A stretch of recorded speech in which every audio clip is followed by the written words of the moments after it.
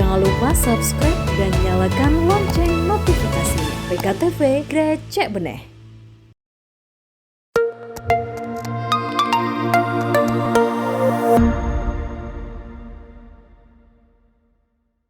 Assalamualaikum warahmatullahi wabarakatuh. Apa kabar pemirsa PKTV dimanapun Anda berada? Kita berjumpa lagi di dalam program PKTV Talk. Apa kabar Anda, pemirsa yang ada di Samarinda? Saya sapa duluan Anda. Semoga Anda selalu baik-baik, selalu bahagia bersama keluarga Anda di rumah. Anda yang ada di Tenggarong maupun di Kutai Timur, semoga Anda bisa menikmati acara-acara kami bersama keluarga Anda. Dan pemirsa, kita baru saja memperingati Hari Pendidikan yang jatuh pada tanggal 2 Mei. Saya kira semua sudah sangat paham, sudah sangat apal ya dengan tanggal Hari Pendidikan itu. Dan kalau Anda ingin tahu karena apa tanggal 2 Mei itu diperingati Hari Pendidikan, mungkin Anda bisa buka-buka lagi. Pasti Anda sudah langsung ingat Ki Hajar Dewantara.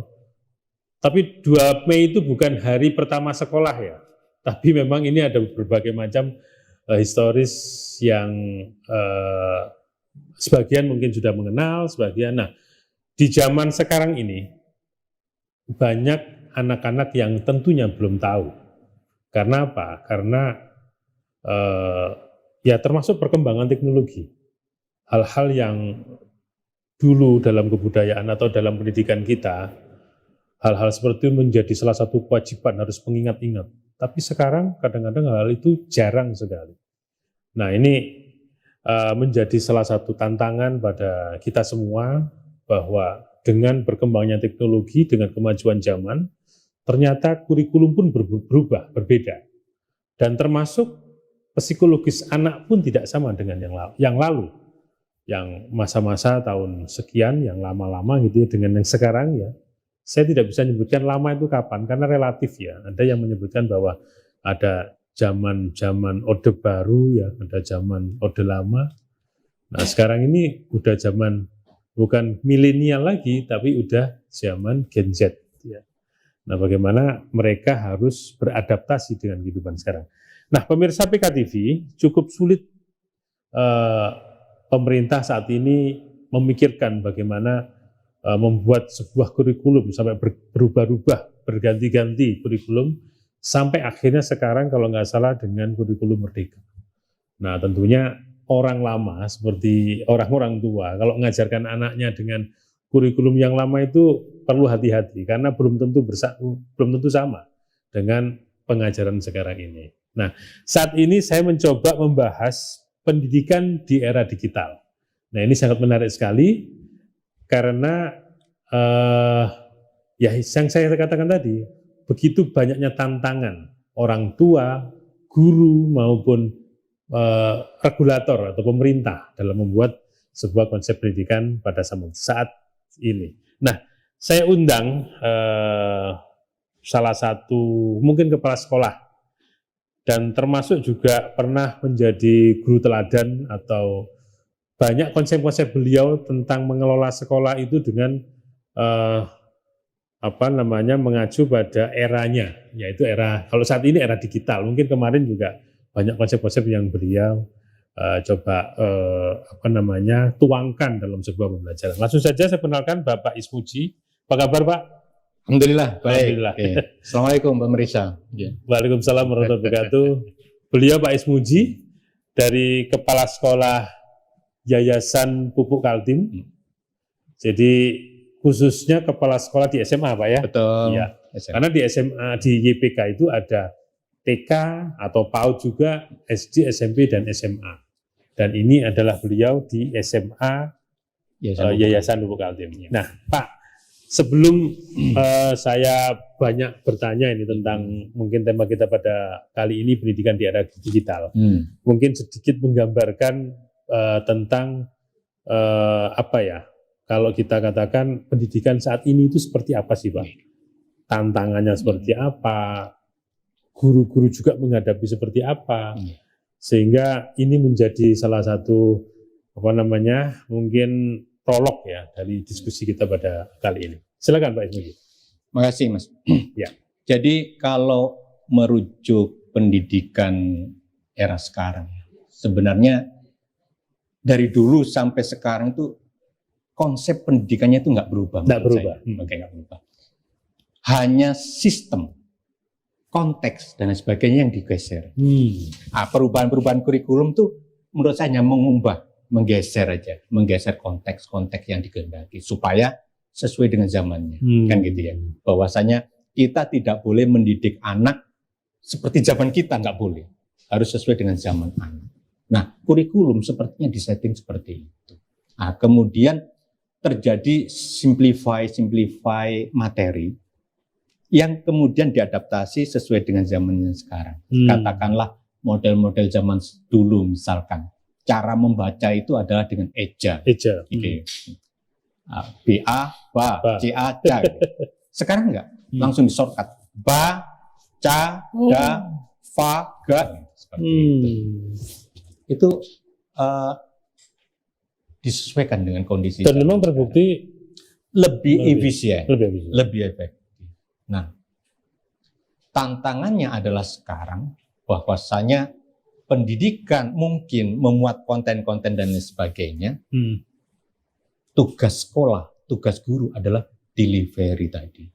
Nah, dalam proses delivery, katanya delivery itu baru bisa berhasil kalau kita tahu kondisi sasaran delivery-nya ini. Ya kan ya. Ya iyalah, katakanlah ini masyarakat dalam kondisi tertentu ya. Yang biasanya kehidupan misalkan pedesaan. Kemudian delivery-nya dibuat model perkotaan. Gak nyambung. Gak nyambung. Kurikulum Merdeka sepertinya mau mendekati seperti itu. Nah, zaman sekarang generasi Z ya. Gen Z. Itu kan disinyalir generasi yang satu. Malas gerak. Tapi memang benar-benar umum itu begitu ya? Umum. Di mana-mana itu sudah menjadi menjadi kondisi yang seperti yang nyata. Terus kecepatan yang tinggi, minta kecepatan yang tinggi. Artinya tidak bisa. Generasi sekarang kalau dijanjikan sesuatu nunggu seminggu lagi, 2 minggu nggak bisa. Gitu ya? Harus hari ini, harus saat ini. Ya. Terus yang ketiga adalah model komunikasi yang tidak bertatapan. Ini generasi sekarang. Jadi kalau bertatapan begini, mereka lebih cenderung kikuk dalam berkomunikasi. Tetapi kalau secara dunia maya, dia lebih terampil. Lebih terampil ya? Betul, lebih terampil. Dan termasuk mungkin kita yang generasi baby boomer ya. Baby boomer. Mungkin mengetik itu sesuatu yang masalah. Ngetik di HP itu. Satu persatu meleset lagi hurufnya gitu ya. Iya, jempol semua soalnya. Anak-anak kita bisa jadi tanpa melihat pun. Ya? Bisa. Bukan main. Maka kemudian sekolah punya tantangan dengan kekurangan dan kelebihan generasi ini, bagaimana mendelivery kurikulum ini nyampe ke anak. Maka kemudian sepertinya delivery menyesuaikan anak yang sudah era digital, delivery-nya juga harus yang digital. Harus pelan-pelan digeser ke arah digital supaya nyambung. Bisa jadi apa yang kita lakukan dari delivery digital kita juga bisa terlambat. Karena kecepatan kemajuan digital kita itu bukan lagi jam. Bukan lagi jam. Flash benar ya. Detik. Katakanlah model-model textbook zaman dulu. Bab 1 25 halaman. Itu sudah nggak laku untuk anak-anak. Nggak laku. Bab 1, bab 2 gitu. Jadi makanya di kurikulum Merdeka itu sebenarnya kurikulumnya itu ngajangin bahwasanya anak itu belajar seperti kutu loncat. Oke. Cari bahan di sini, cari bahan di sini, Wah, cari bahan di sini, sambung-sambungkan. Dan itu mampu ya, kalau nggak salahnya. Mereka seperti terlatih membuat puzzle. Iya. Jadi ini ada puzzle apa, kumpulkan jadikan satu. Jadi. Iya. Jadi semua permasalahan dianggap sebuah puzzle. Anak kita. Kalau zaman dulu kan masalahnya satu kesatuan gitu ya. Iya. Bab 1 selesaikan pasal. Dan makanya ini juga saya baru paham akhir-akhir ini. Kenapa media online itu relatif tidak lebih dari 5 paragraf. Nggak laku. Maksimal 3 paragraf. Lebih dari itu nggak terbaca. Iya. Makanya bener YouTube ya. Iya. Ada yang short apa itu? Ya, real ya. Iya. Nah, itu saya rasa langsung ya. Itu yang saat ini. Apalagi TikTok. TikTok kan sebentar-sebentar sudah selesai kan. Bagus saja dihilangkan apalagi. Kejenuhan anak kita di generasi Z ini, Gen Z itu sangat tinggi. Jadi mereka perlu variasi-variasi yang tinggi supaya nggak jenuh. Dan iya. anak-anak seperti ini, kelas adalah seperti hukuman. Nah, penjara. Jangan-jangan mereka masuk ini kayak ini ya. Betul. Maka kemudian tantangan buat sekolah, tantangan buat guru untuk membuat pelajarannya, untuk membuat materinya memikat. Nah, memikat ya. Memikat. Namanya memikat, ya harus frekuensinya sama. Maka yang frekuensinya sama ini terjadi mungkin di mana-mana ya. Guru tua tidak lebih disuka daripada guru muda. Ini apa nih? Tua ini maksudnya tua umurnya atau ilmunya tua? Ini kadang kan ada anak muda pun juga kalau dia dengan cara tua pasti ditinggalkan. Gitu. Oke. Itu jadi sebuah kondisi umum.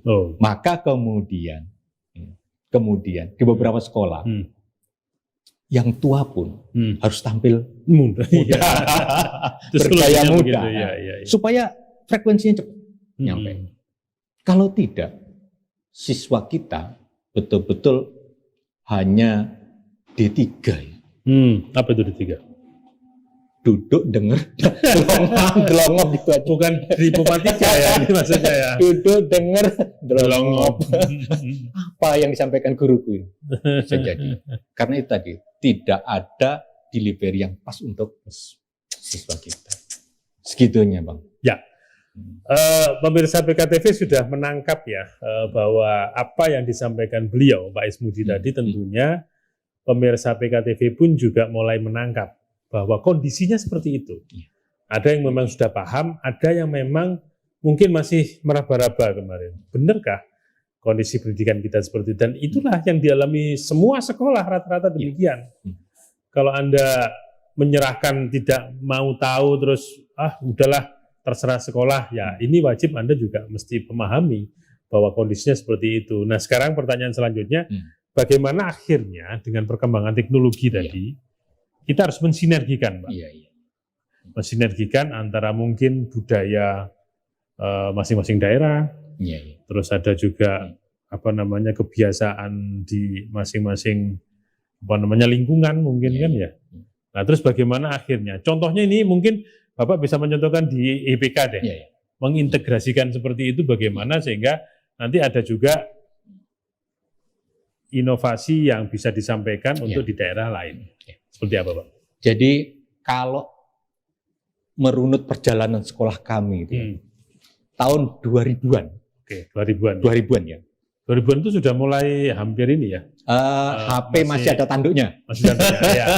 Laptop masih langka. Komunikasi sudah mulai lah dengan LCD sekolah paling punya 1 atau 2 gantian. Itu sekolah kami itu sudah berusaha mendeveloperi materi. Itu dengan yang sekiranya disuka anak. Waktu itu misalkan anak itu suka animasi. Oke. Animasi. Maka kemudian guru kami menyiapkan materi, berbanyak animasinya. Apalagi waktu itu PowerPoint, namanya PowerPoint. Udah kekuatan paling ini ya. Power gitu ya. Ada gerak macam-macam kan gitu sana ya. Oke, teks satu muncul. Anak-anak kan seneng. Oh, itu apa? Oh, seperti itu cara ininya ya. Itu tadi bahwasanya sebagus apapun materi, delivery-nya kalau tidak menarik, Oke. nggak nyampe. Jadi yang dilakukan Nyampaikan adalah membuat materi ini tersampai secara menarik.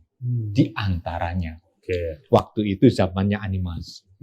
Kemudian rame-rame orang belajar Flash, Director, terus pokoknya grafis lah ya. Iya, image ready macam-macam. Sudah mulai. Sudah. Untuk membuat animasi-animasi. Termasuk di internet betapa banyak animasi-animasi yang kemudian banyak guru-guru yang salah menempatkan di presentasi. Misal, menjelaskan tentang reaksi itu, tapi animasinya kodok loncat. Nggak nyambung. Tapi anak seneng kan gitu. Iya. Anak seneng gitu ya. Halaman-halaman presentasi dibuat kebling, bling. Menurut guru, oh ini cantik ini. Walaupun nggak nyambung. Itu usaha-usaha untuk membuat materi mana. Nah, saat ini itu sepertinya sudah mulai hilang. Lalu setelah itu bergeser lagi video, visual ya. Iya. Jadi benda nyata divideokan bla bla bla. Misalkan menjelaskan tentang bunga, ya ada video tentang bunga, ini kelopaknya, ini putik sarinya, langsung sari, ya. Langsung dan menunjukkan apa mendekatkan yang jauh. Semakin dekat, objek, memvisualisasikan objek. Walaupun sebenarnya waktu itu konsepnya video itu adalah untuk sesuatu yang sulit untuk dilihat langsung. Misal proses kimia yang ada di pabrik Vokaltin, nggak mungkin anak-anak melihat langsung. Video sarananya.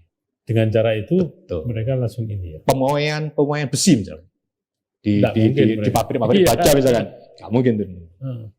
Tapi dengan itu bisa. Tapi kan kemudian karena lagi booming video, animasi sudah berlalu video, dan waktu itu sudah mulai kapasitas storage sudah mulai naik, gitu ya. Flash disk sudah banyak besar. Ya. Dulu kan masih disket 32 MB. Masih MB itu. 32 MB. Udah paling gede. Nah, oke, akhirnya bisa menyimpan video kemana-mana, delivery materi video sebagainya. Ini flash disk anak materi. Oke. Era itu berlalu. Era berlalu. Maka kemudian tetap video. Nah, tetapi durasi lagi. Kecepatan tadi. Kalau dulu melihat video bagaimana proses pembuatan logam itu kita bisa 1,5 jam itu nontonnya. Katakanlah untuk menjelaskan gaya gesek ban dengan jalan raya kita ambil videonya Valentino Rossi itu miring, itu berapa? Lama. Tapi kan kemudian anak-anak jenuh ya. Tapi pada saat itu kan mereka menikmati ya. Karena perkembangan ini terus akhirnya ada perbaikan. Ternyata mereka jenuh. Nah, terus lantas akhirnya itu tadi perkembangannya cepat sekali. Akhirnya muncul short video. Model-model apa sekarang ya, TikTok kan ya. Iya, TikTok ya. Oke. Nah, akhirnya akhir-akhir ini malah tren guru-guru membuat pembelajaran versi TikTok. Oh, sudah seperti itu sekarang. Iya. Jadi versi TikTok. Beberapa tak lihat di sekolah-sekolah lain tuh mulai begitu. Nah, itu kan akhirnya kecepatan yang bisa mengejar itu guru-guru muda. Guru senior kebanyakan masih tetap presentasi yang kemarin itu. Ini menarik ini. Maka itu tadi ya, menggesernya betul-betul kita kewalahan. Jadi ini kecepatannya tinggi, sementara ini kecepatannya itu kalau bahasa fisikanya gerak berubah beraturan. Ini cuma gerak beraturan aja. Ini berubah beraturan. Maka kemudian beberapa jembatan akhirnya mengadopsi ke cara mengajar pandemi. Nah, yang sampai sekarang ya ada beruntungnya dan ada beruntungnya. Ya betul. Ada sampai beruntungnya. Iya. Itu betul-betul mentransformasi. Semua. Jadi sekarang yang lagi tren yang mengadopsi pandemi itu pembelajaran model tutorial. Tutorial. Nah, kan kemudian waktu itu pandemi kan anak-anak belajar di rumah, gitu ya. Kita kirimkan tutorial anak-anak begini. Jadi anak-anak hanyut ngikutin tutorial yang diberikan. Tutorial itu ya seperti halnya kalau chef menjelaskan mau masak apa. Ini bumbunya anak-anak, ini punya seperti itu tutorial. Itu seperti itu. Dan ternyata benar bahwasanya platform belajar yang katakanlah yang berbayar gitu. Metodologinya tutorial. Iya. Ya, katakanlah platform ada yang tutorial berbayar berapa itu macam itu. Itu yang disampaikan mereka, dijual mereka lah ya. Dan menarik karena seolah-olah diajari langsung oleh seorang guru secara private gitu ya. Iya. Dan anak-anak kalau belum jelas di sisi mana, dia tinggal geser. Oh. Iya kan? Tutorial kan geser kemana? Gak jelas di sini, tinggal geser. Dan tidak ada yang marah kalau kita minta mengulang kan. Sesuai waktunya. Betul. Sesuai moodnya gitu kan. Betul. Iya. Nah sekarang seperti itu. Apakah bagaimana kita bisa menilai bahwa konsep seperti itu efektif gitu ya dalam proses penggunaan teknologi yang saat ini? Ya. Tentunya sesuai dengan tujuan pembelajaran. Iya. Ya. Kalau menurut saya efektif itu beririsan dengan waktu. Bisa jadi saat ini itu efektif, nanti bisa jadi besok, lusa, minggu depan, bulan depan, mungkin nggak efektif lagi nih. Seperti halnya kami memandang efektif bagaimana dulu kita membuat animasi, membuat simulasi. Katakanlah dulu kita mendevelop aplikasi, misalkan cairan apa ditambahkan berapa mol, cairan apa tambahkan mol, nanti hasilnya seperti apa. Secara simulasi. Waktu itu efektif. Kita nggak perlu beli bahan, anak nggak perlu ke lab, nggak ada resiko pecahin gelas percobaan. Walaupun sisi lainnya anak-anak jadi gagap kalau di depan langsung. Belum tentu sama ya emosinya dengan yang dihadapi langsung. Sekarang itu sudah nggak digemari anak-anak. Oh, padahal dulu itu yang menarik ya. Betul. Anak-anak sekarang modelnya adalah aplikatif. Katakanlah membuat yang ekstrim misalkan, membuat hulu ledak roket misalnya. Roket sederhana kecil. Katakanlah roket-roket itu langsung banyak tutorial mengikutinya. Seperti itu. Karena tertantang atau karena apa? Kondisi? Bisa jadi karena tertantang. Nah, tetapi kan kemudian harapannya adalah bahwasanya dengan mencoba begitu, mungkin dia mendapatkan konsepnya, konsep kimianya dan lain sebagainya kan gitu. Ya. Tetapi itu kan hasil akhir. Tapi di proses mereka sebenarnya keingintahuan bahwa nanti jadi seperti apa macam-macam. Nah, kemudian sekarang kita lihat anak-anak di sebagian itu mulai merambah teknologi digital. Oke, katakanlah robotik, model-model controller gitu. Mereka banyak yang sekarang mulai mencoba-coba misalkan controller panas gitu ya. Controller panas gitu. Didekatkan panasnya seberapa itu, tapi sudah digital. Nah, alat-alat ini yang untuk mencoba begini yang masih terbatas. Tidak Dan semuanya. Harga. Sekolah pengen sih mengadakan begitu ingin. Tapi kemudian kalau pengadaannya sejumlah besar banyak, itu kan tentu ada cost tersendiri. Makanya hanya beberapa sekolah yang memungkinkan ada tambahan robotik gitu ya, macam-macam gitu ya, kreasi-kreasi seperti itu. Sebenarnya menarik untuk kreasi anak-anak. Nah, maka cara yang bisa dilakukan sekolah, katakanlah kami berpikiran adalah satu, seoptimal mungkin mengikuti perkembangan gaya anak. mengikuti perkembangan gaya. Gaya anak. Karena anak kita nggak bisa disetir lagi, maka kita ikutin pelan-pelan. Kita ikutin pelan-pelan sambil berusaha mengendalikannya. Kalau SMA YPK, ya pendekatannya hampir sama dengan model perguruan tinggi, platform belajar. Platform. Iya. Dan akan unik kalau platform belajar itu didevelop oleh sekolah sendiri. Artinya keperluan sekolah paham. Untuk keperluan anaknya itu seperti apa platformnya. Ya tentu effortnya jadi besar tentang pengadaan platform. Gitu ya. Nah, pertanyaannya sekarang kan kalau kita mengulik teknologi ini kan mesti kayak kita membuat platform tadi. Kan dituntut seorang guru itu pasti harus memahami teknologi juga. Iya. Nah sekarang bagaimana mengelola tantangan teknis yang mungkin timbul ya? Iya. Ini kan hal sudah teknis ya. Betul. Bagaimana kita harus mengelola itu? Kita paham semua guru tidak mungkin memiliki kompetensi untuk membuat ini ya. Maka biasanya yang dilakukan sekolah adalah buat tim untuk mendevelop ini. Sementara itu tim yang bisa mendevelop tadi, membuat tim untuk mendevelop sebuah platform tadi. Yang lain itu disetting untuk pengisi kontennya. Pengisi kontennya. Dan tentu begini, platform yang baik adalah platform yang memudahkan orang memakai, memudahkan orang mengisi.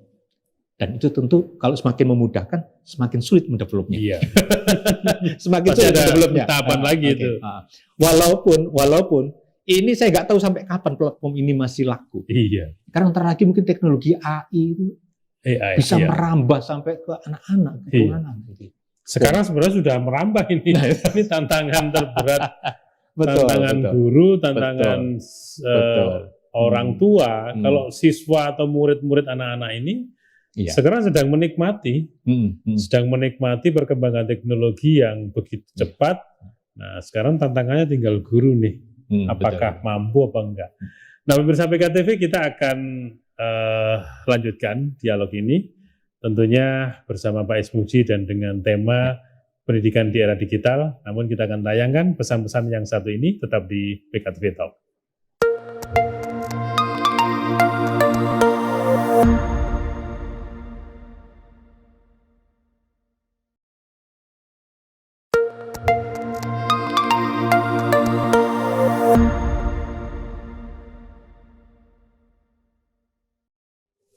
Baik pemirsa PKTV, kita berjumpa di PKTV Talk. Tadi kita sudah banyak membahas tentang pendidikan di era digital.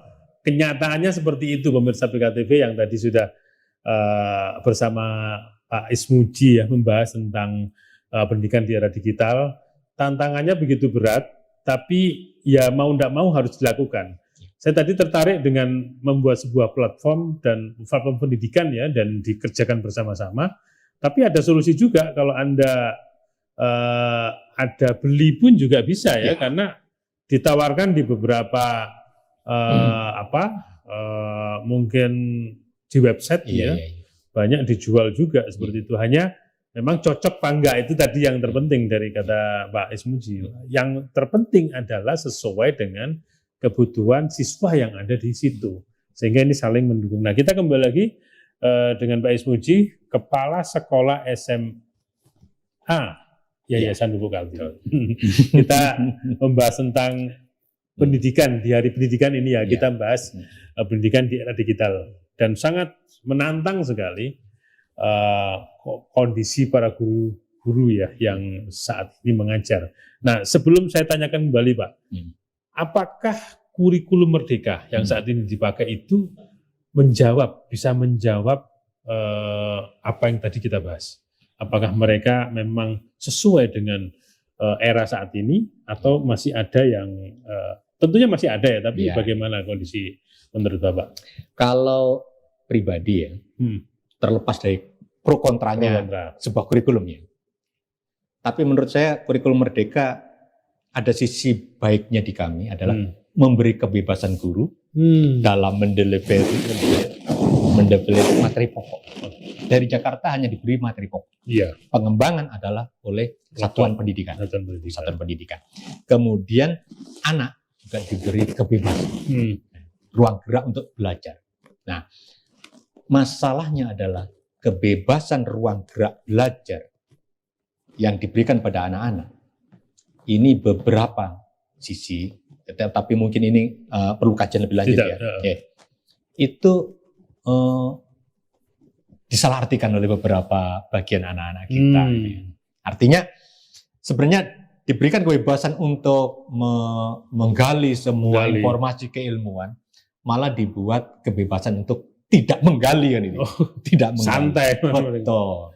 Karena yang diberikan dari sini adalah minimal. Maka sekolah kami tetap memakai yang minimal ini, kemudian di-enlarge oleh sekolah, kemudian di-delivery ke siswa, ke peserta didik. Nah, mengenai platform yang saya bicarakan tadi, di kami untuk sementara ini, itu yang kita perhatikan adalah 3 hal. Tiga hal. 1, itu adalah tentang pengadministrasian dari sisi peserta didik. Walaupun bagaimana pendidikan tidak terlepas dari namanya pengadministrasian. Entah itu pengadministrasian kehadiran, terus penilaian. Administrasi jelas. Yang kedua adalah delivery dari learningnya, pembelajarannya. Maka kami siapkan di situ adalah e-learningnya, karena ini sudah berbasis platform. Maka ini e-learning. Kemudian yang ketiga adalah informasi dari sekolah. Ya mungkin bisa jadi kalau kami sekolah swasta itu ada model SPP dan sebagainya, maka informasi tentang SPP, kemudian informasi tentang kegiatan-kegiatan sekolah, terus informasi-informasi tentang perpustakaan, misalnya. Informasi tentang yang kegiatan sekolah yang ada di website, itu kita tampilkan mudah di platform itu. Kalau diterapkan di... Betul, kalau website sekolah, kalau tidak tempel di platform itu, jangan-jangan anak kita itu nggak buka website sekolah kita. Nah, kan kalau di platform itu, gitu ya, kalau platform itu, anak-anak dimanapun mereka berada, gitu ya, dimasukkan. Waktunya kapan dia bisa melihat, gitu ya, bisa melihat, menyentuh, dan tinggal sentuh, biasanya platformnya tinggal sentuh, gitu ya, langsung keluar halaman itu. Seperti itu. Maka mestinya kalau sekolah mau membuat katakanlah alat bantu delivery tadi berupa platform, minimal itu sudah sangat bagus. Karena tak lihat di beberapa perguruan tinggi juga 3 ini intinya, pengadministrasian, terus e-learningnya, kemudian informasi-informasi di sana. Karena anak kita itu adalah lagi gandrung mencari informasi. Kalau dia mencari informasi, entah itu konten pembelajaran atau informasi umum, kalau dilepas bebas, kita tahu bahwasanya di internet itu surga banyak, neraka banyak kan gitu ya. Harus hati-hati dan pintar-pintar. Sekolah dengan memberikan batasan informasi-informasi itu, alamat-alamat informasi itu sebenarnya secara tidak langsung mendrive supaya anak-anak dalam mengambil informasi ada di alamat yang tepat. Gitu ya. Karena bisa jadi kita tidak bisa menghilangkan sisi negatif dari sebuah produk internet ya. Tetapi cara lain diantaranya memperbanyak konten positifnya. Maka konten positif udah banyak. Kadang-kadang anak kita yang mencarinya itu harus dipermudah. Menurut saya begitu sih. Menurut saya begitu. Ya. Nah, kalau lihat cerita Bapak tadi, kita berbasis platform. Ya. Digital itu tidak bisa kita hindari. Ya. Sudah berjalan, tinggal bagaimana sekarang mengkondisikan ya. Artinya bagaimana sekarang gini, memfasilitasi kolaborasi tadi. Apa yang dilakukan sekolah untuk matching ya. Iya. Contoh begini, apakah masih pakai buku? Nah, ini mungkin bisa ditangkap ya. Ya. Kira-kira seperti apa solusinya, Pak? Oke. Jadi dengan platform ini kami pernah menghitung hanya untuk keperluan penilaian itu kita bisa hemat sampai 250 juta per tahun tentang pemakaian kertas. Coba. Dengan platform itu nyata ya? Nyata. Barusan kita hitung 14 mapel katakanlah. Ya. Terus diisi mapel katakanlah 1 semester 5 bab. Oke. 1 tahun 10 bab. Kalau 5 bab itu tugasnya biasanya 5 kali. Ya. Ulangannya 5 kali. Sekali tugas 1 lembar, ulangan 2 lembar, ujian itu kita total semuanya. Total. Terus ada biaya fotokopi di sana. Katakanlah kita ambil harga fotokopi sekarang 350 per lembar itu. Per lembar. Belum waktunya juga, belum. Betul. Itu ketemunya tadi itu 250 juta. Oke. Itu dari sisi ekonomis ya. Ekonomis. Belum lagi mungkin katakanlah sekarang kita betapa sulitnya belanja, tidak dapat plastik, ya. Tidak boleh pakai ini. Mungkin juga nanti ada regulasi untuk mengatur pemakaian, meminimalkan pemakaian kertas. Nah. Katakanlah green program Green Earth atau apa segala, bisa jadi ada regulasi untuk pemakaian kertas. Itu dari sisi itu loh. Belum lagi katakanlah dari sisi buku. Buku itu bisa dikemas dalam bentuk e-book. Gitu. Ya, sekarang dimasukkan ke platform. Katakanlah platform ini hanya didesain untuk sebuah sekolah. Maka hanya anak di situ yang bisa menggunakan e-book ini. Punya akses untuk membuka e-book ini. Cuma perlu effort tambahan, kolaborasi dari Bapak Ibu guru membuat e-book tadi. Walaupun di luaran banyak dijual e-book ada e-book berbayar jualan itu. Tapi biasanya e-book dari institusi itu sendiri yang satu menambah elegan sebuah institusi. Katakanlah di situ, ini dipakai di lingkungan terbatas. Ya. Yang seolah-olah jadi ini ya. E-book itu adalah suara langsung dari guru. Suara langsung dari guru. Untuk mengajar. Betul. Ya. Yang ketiga, bisa jadi e-book itu adalah simplify penyedaran dari cara penyampaian keilmuan. Mungkin dari buku yang lain itu penuh kajian. Uraian rumusnya itu dari sekian diefektifkan menjadi. Betul.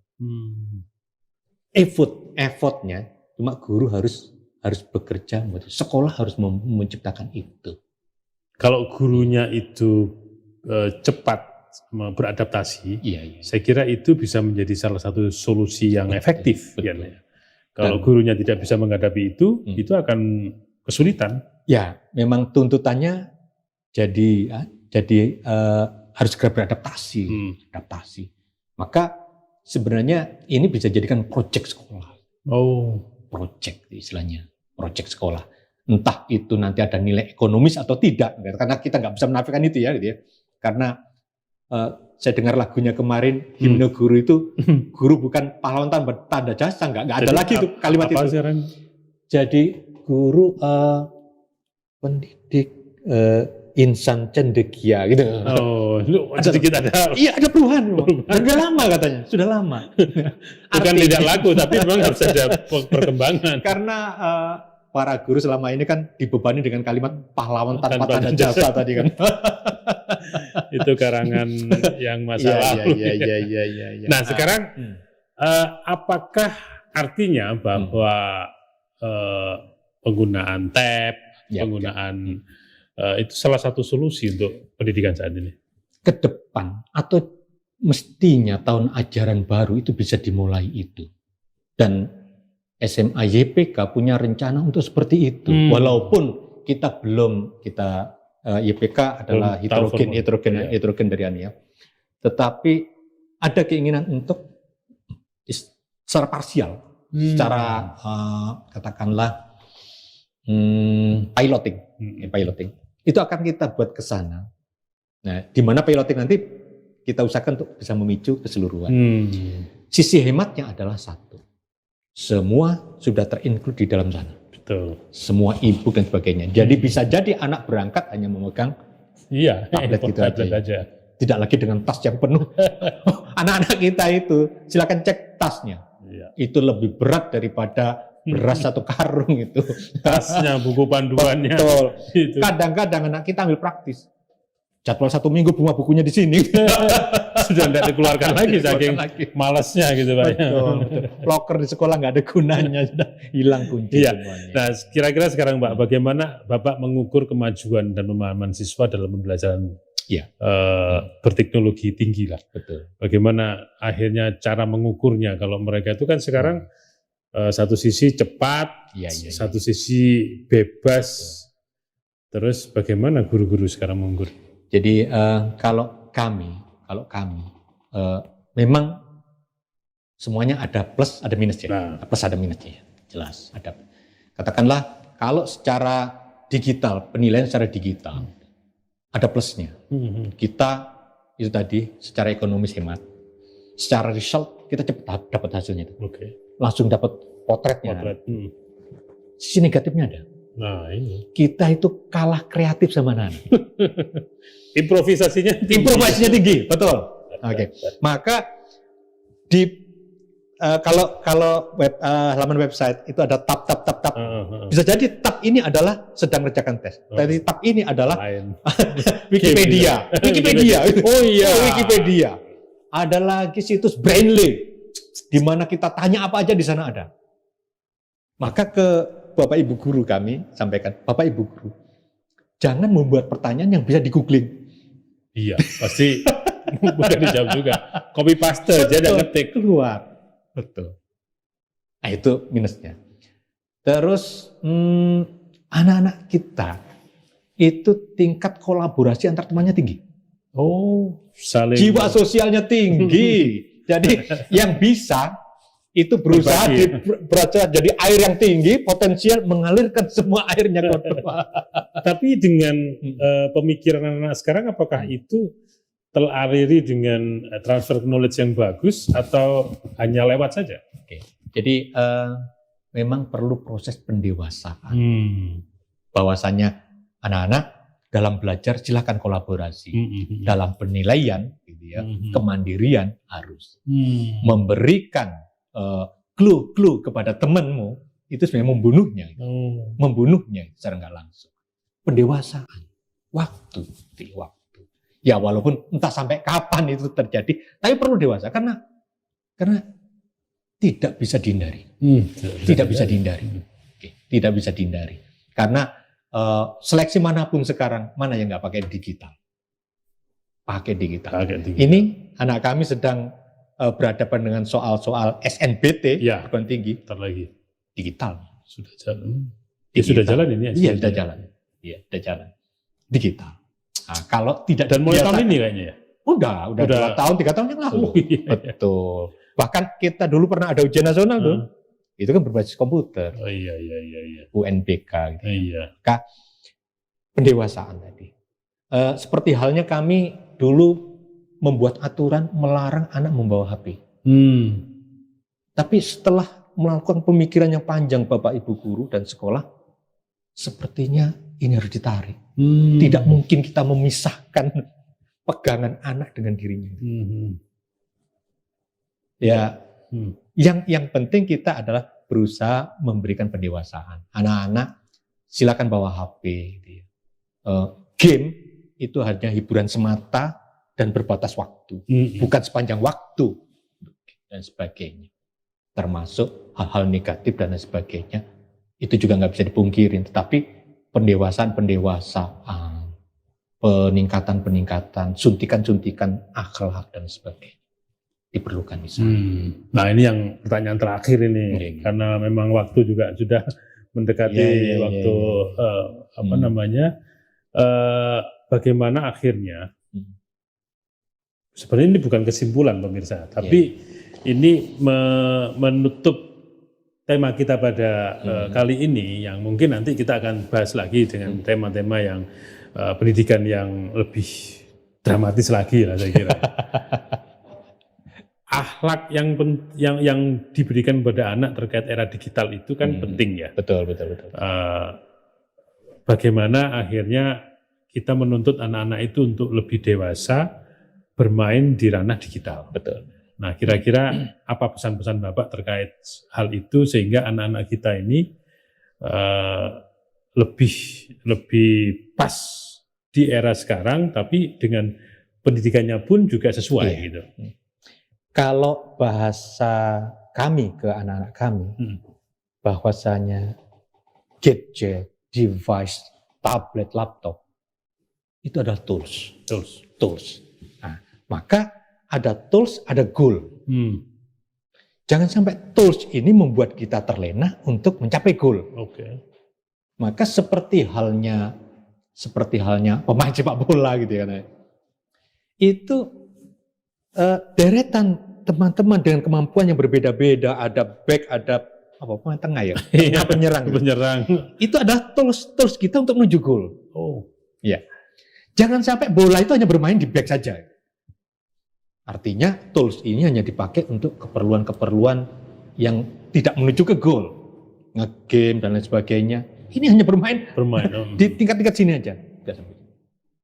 Maka yang kami pahamkan ke anak-anak adalah yang pertama harus tahu goalnya. Harus tahu goalnya, betul. Nah, untuk menuju goal, apa saja yang harus dilakukan? Oke, harus punya pengetahuan, keterampilan, kognitif, afektif, macam-macam lengkap semuanya. Nah, untuk mencapai ke sana, tools-nya diantaranya adalah digital ini. Tools, jadi yang namanya tools itu hanya alat. Jangan sampai malah diperalat. Gitu ya. Itu saja sih sebenarnya goalnya. Yang penting anak paham goalnya. Pemain bola juga harus paham mana goalnya. Kalau nggak paham goalnya ya nggak goal. Yang terakhir lagi Pak, bagaimana peran pemerintah terhadap kondisi yang ada? Anak-anak sekarang sedang lajunya begitu, pendidikan kita harus menyesuaikan. Nah, kira-kira pemerintah ada seperti apa? Jadi mungkin kalau menurut kami adalah satu, terus diupdate sistem pendidikan kita itu sudah. Satu, kurikulumnya. Ini kurikulum kan berkembang terus. Nah, maka harus diadaptasi terus itu ya. Yang kedua, penguatan kepada pelaksana kurikulum itu harus diperhatikan. Ya. Jangan kemauan atas harus begini, tapi sebenarnya yang pelakunya belum siap untuk melakukan itu. Ya. Nah, yang ketiga adalah support untuk mendeveloperi apa yang diinginkan ke sini.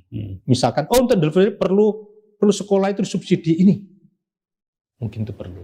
Jadi bukan sekedar softwarenya saja, tapi hardwarenya juga harus disiapkan.